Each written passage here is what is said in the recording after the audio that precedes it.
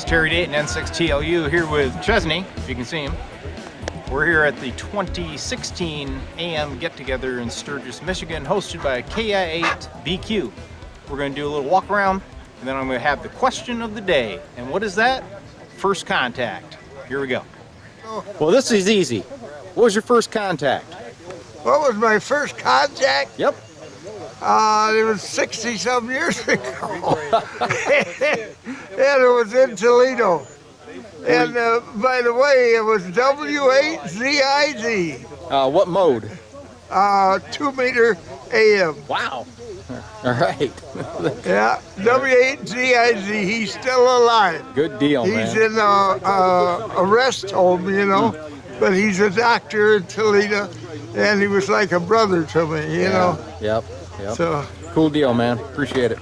yeah. The one I remember that was one of the earliest was I made a contact from Saginaw, Michigan into New York State, and I was running a 6AF4 oscillator. Now that's a converter tube out of a UHF tuner.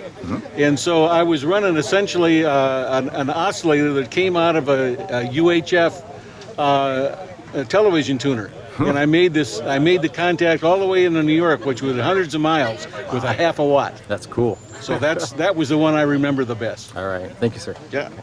Go ahead, Bob. Marion Repeater, and I don't remember who I was talking to. What mode was it? FM. FM? Yeah, Okay. yeah. Okay. Yeah, that was like, around 80. So, Oh, okay. All right, thanks. okay. And you're on the air, man. How do you do? Good. Question of the day. What was your first contact? It was in May of 1955. I just turned 16 years old, and it was a crystal controlled pair of 807s and an S19R Helicrafters receiver, which I still have today. Wow.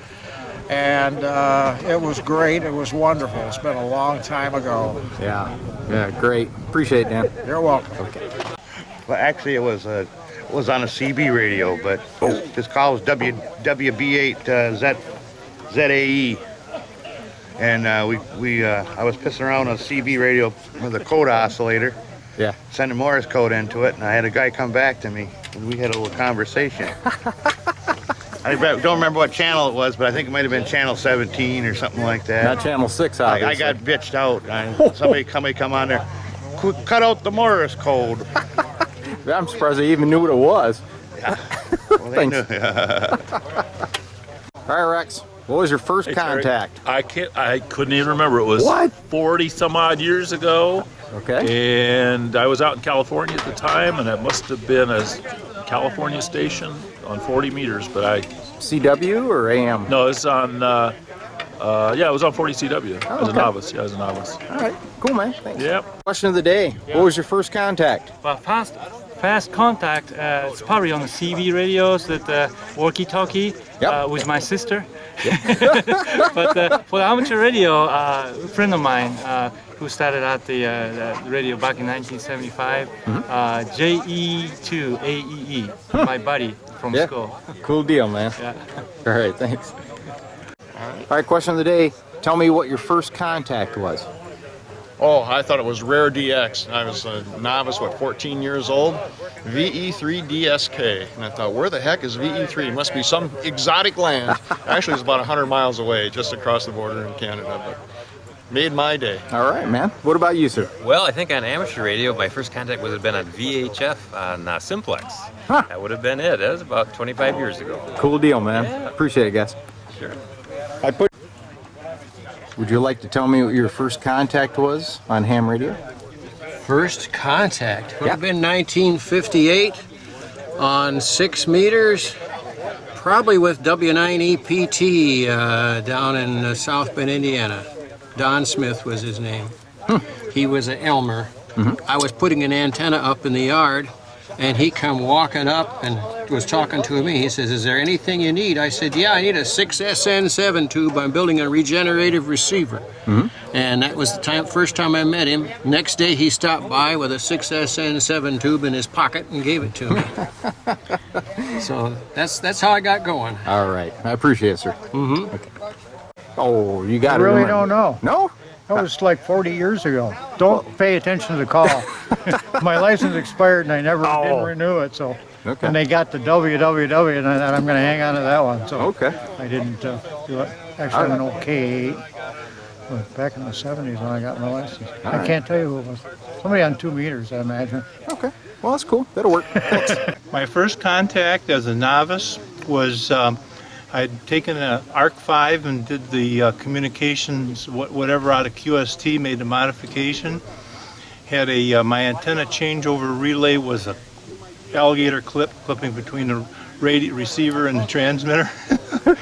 I called CQ. It was my first contact, and this was from the Detroit area. And by the time I connected the antenna to the transmitter or to the receiver, I heard a guy calling me. Huh. Some guys probably have waited 50 times and gone blue in the face. I've actually made a and of course, you're jumping, around wondering what's going on. So that was just a fantastic experience because other times, you're calling CQ, you're blue in the face. So that worked out really good. Cool. Thanks a lot. Yep.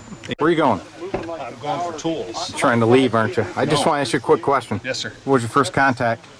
My first contact ever, well, her name was Sheila, and she was about 5'2". How about on the radio? Oh, on the radio. I can't remember. Oh. How about make up a real interesting story? Something believable. I'll tell you what, I was working on a radio the other day for a guy, a TS-830. Yeah. And he asked me if I got it going yet, and I was kind of tweaking it up, getting the receiver working better, and I heard a guy calling CQ from Bulgaria, and he answered me first call. So all right. I told Rich, I said, hey, I just talked to Bulgaria, I kind of like this, and he said, get your own. Oh, really? Oh yeah, it's hot as a... Hey, Zap Radio. Is that thing in your ear like what Uhura used to wear on the Enterprise? Yes. Is it? Yes, yes. In fact, I'm still communicating with them. Are you? Now that you mention it. Well, I do have a question, on that same theme. What was your first contact? My first contact? Yeah. Oh my gosh. That's what I do. My mind is, Your first it's not contact? even functioning well enough to go back then. I don't remember. I honestly don't.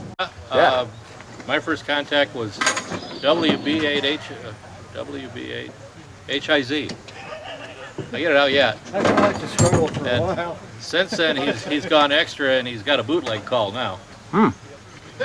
He's got some. I don't remember. Again, too old. I can't remember what it's called. Well, I'm sure the bootleg call. you'll enjoy hearing that. Sure he will. Thanks, man. My first contact? Yeah. A long time ago, I was on 6 meters. Worked a guy down in Texas, K5WJR on 6 meters. Yeah, 6 meter AM. All right. Cool. Thanks, man.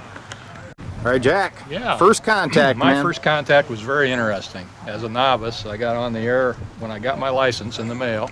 I worked K8 KIE in Battle Creek, Michigan. And he had just received his general class license in the mail, and I just had received my novice. So that was our first contact. All right. I thought that was pretty neat. Yeah. Thanks, man. We got John. What was your first contact on ham radio, man? My first contact was on 2 meters as a novice back in 1964. Worked my mentor in White Pigeon, Michigan, about 8 miles away from where I lived on my lunchbox, a Heath Kit tour. Oh, yeah, I remember those. Yeah, it was wonderful. Yeah, all right, thank you. You're welcome. Yeah, what was your first contact? Okay, my first contact was on 2 meters mobile. It was WD8PER, right? Is that his call? Yes. Yeah. And anyhow, I talked to him as a general, and then I went on and got my extra class a few months later. Good. That was my first contact. Yeah. My first contact in ham radio. Oh my goodness, that's going back a little ways. I would say it's W9 EFJ in Milwaukee, Wisconsin. And we worked each other on 75 meters, 3880. And that was my first actual QSO on my FT101 EE. All right. That's my kind of transmitter. Oh, yeah.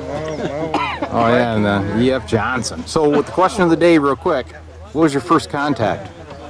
My first contact was I was a novice. It was a CW contact. I was living on Long Island and was right across Long Island Sound in Connecticut.